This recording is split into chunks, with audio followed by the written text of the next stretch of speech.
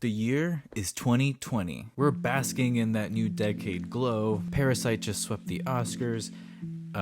Edge just came back in the Royal Rumble. Kobe Bryant died. And things got really bad really quick. Like, really quickly. And I think we recovered. I think we came back. Maybe 2020 remains the most significant, impactful, and traumatic year of our lives, individually and collectively. It feels like the world changed once we went into lockdown, and we've never been the same since. So it's natural that artists, musicians, and filmmakers would examine just how the pandemic took a toll on themselves and the world around them. All pieces of media are naturally products of their time, whether knowingly or unknowingly. COVID-era media is a doozy in this case, where social and political commentaries weren't just unsubtle, but they're encouraged to be unsubtle. While doing research for this video, I noticed that most, if not all, COVID-related films had very limited, if any, release windows. Most of them went to video on demand or streamed on any of the big 6 Premier League streaming platforms. That makes sense given most of them released in 2021 or 22 when movie theaters were slowly reopening. On top of that, even if your local theater was open, were you wanting to watch a movie that reminded you just how on fire the world was at the time? Probably not. COVID-era movies didn't fare that well in streaming either. Where other unrelated TV shows and movies enjoyed a second win through streaming services, new releases mostly fell by the wayside, especially when they focused on the pandemic itself. Because, again, why watch something that reminds you of the current pandemic-riddled world around you? Contagion is the one exception, mainly because it released a decade before the pandemic, so audiences enjoy just how prescient and accurate it reflected the then current world around us. Documentaries, on the other hand, are a streamer's best friend and have a creative place in the media world. They thrive in showing the world as it is, inherently existing as a peek into one's life during a specific moment in time. So naturally, the pandemic was prime real estate for documentary filmmakers. And I imagine they were received much more warmly compared to feature films that ask the viewer, hey, remember social distancing? Speaking of which, it's that, hey, remember X, Y, and Z energy that fuels Ari Aster's Eddington, a modern western that examines the political and social turmoil caused by the pandemic during a mayor election between Joaquin Phoenix and Pedro Pascal. Now, the initial premise, honestly, and I mean this in the most complimentary way, sounds like something you'd see in a Disney Channel original movie. Like two beloved actors that have the right amount of silliness and earnestness fighting to preserve the sanctity of their beloved hometown. It's kind of like Smart House, but not. Okay, yeah, maybe the analogy doesn't work, but you get the vibe.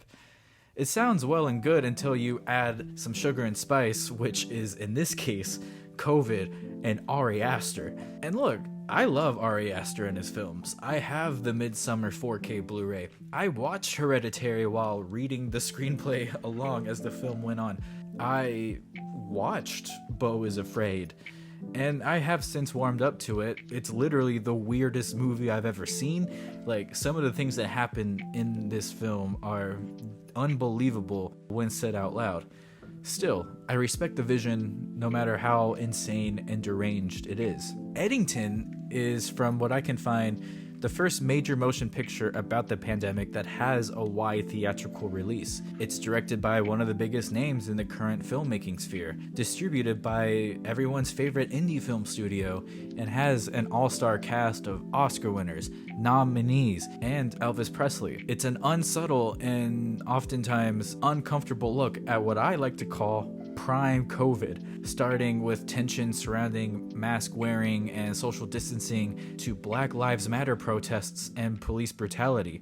It also portrays social media trends at that time super accurately, which I give the film credit for. This is very much a depiction of 2020's America told through 2025 lens. Eddington is easily Aster's most quote-unquote normal film, but it may go down as his most divisive, which is a legit achievement given his filmography. COVID-related films usually leave a bad taste in audience's mouth, so to make an entire film all about a time that we would rather forget in the year of our Lord 2025 is a huge risk, one that I don't think we'll see again anytime soon. I don't exactly love Eddington. I think it tries to call out both sides of the argument without necessarily putting its foot down on a clear stance.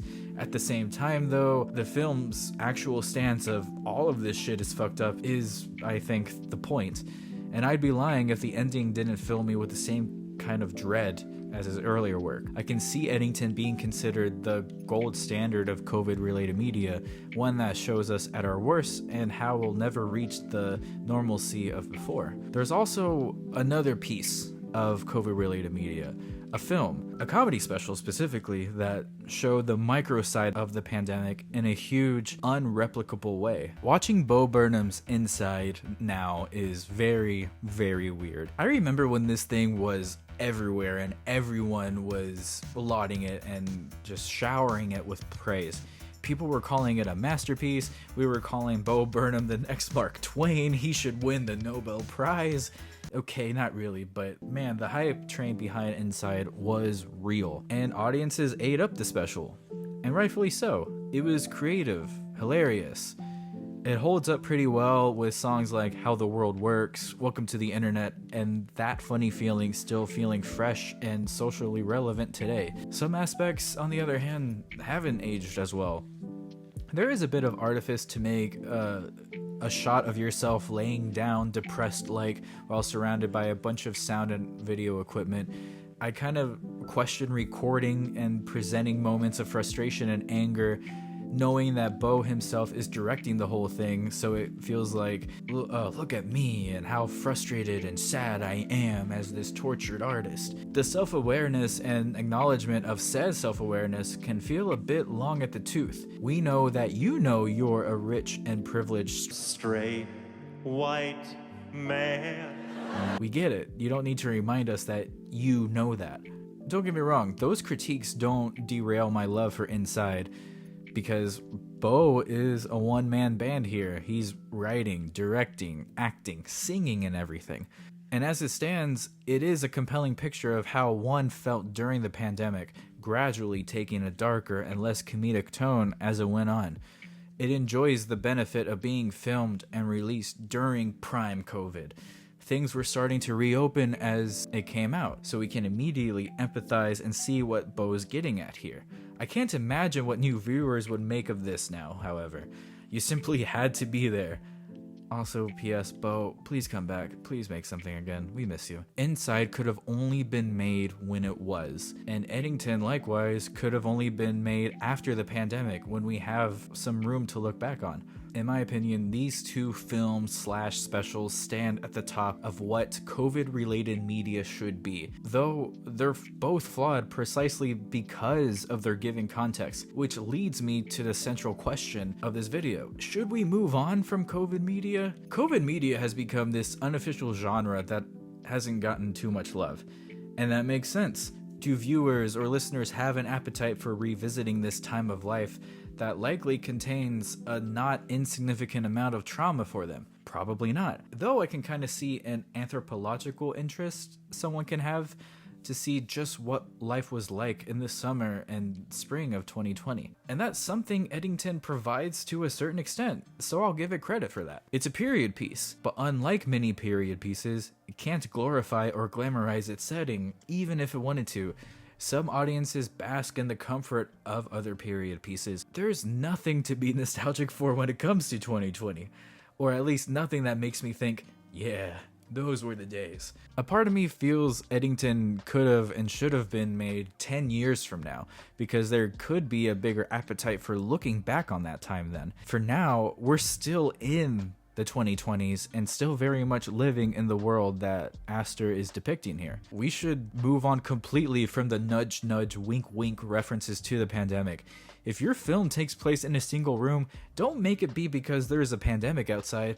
just have it take place in a single room. It's not like 12 Angry Men takes place in the middle of, I don't know, the swine flu or Ebola, because that's when those things took place, right? Say it with your chest or not at all. No movie is evergreen, but there is a timelessness it can achieve with its style and execution, something known as, to use the technical term, sauce. Likewise, something like Inside can't be replicated because it's so specific and intimate in a way that you can only achieve in that time period. Trying to emulate that era now in the way Bo did is gonna come off as a parody or flat out weird, and not for the right reasons. Like, hey, remember when masks? That was crazy. We have to give ourselves a little more breathing room before going down the COVID well again. Aster does as much as he can with the subject matter for now, complete with his trademark weirdness and dark humor that almost feels like an elevated kind of shitposting. Movies about the pandemic haven't aged well, and the one that did, Contagion, got its flowers because of how it seemingly predicted the future a whole decade in advance. It was about a pandemic, not the one we just lived through, and audiences took a small amount of comfort with that small degree of separation. Though there will be a time to look back on COVID with more objectivity and honesty, is now the time? Probably not, but I think Ari Aster knows that, and Bo Burnham did too, but they felt something, the need to create during these unusual times with the emotional and creative bandwidth they had at the time. They went all in on their respective projects, and that's something to admire. But yes, we should move on from COVID media. For now, let's call it a break. Because like fashion, yesterday's tacky trends become today's sensation. The 90s will soon get their Stranger Things treatment, and we'll get sick of it as quickly as we did with the 80s. The things we thought were cringe will... Okay, yeah, they were cringe, but you know what I mean. You'll remember that you did the best you could under the circumstances, e.g. the world being on fire. We'll look back on this time with a little more fondness and even affection. Like, remember when spring break was an entire month long? Or how we did all those 1,000-piece puzzles for no reason? Or you shaved your head because, well, no one was going to see it and you wanted to see the shape of your head. Looks pretty good, man, not gonna lie. And also, like, how you took up knitting and actually followed through with it. There's a lot to hate about 2020. Whether socially, politically, emotionally, mentally, man, just use any adverb you want. But like Aster does in Eddington, we can look back on the rubble and see things for what they were and what they are, even if the world is still, as I look out the window, on fire.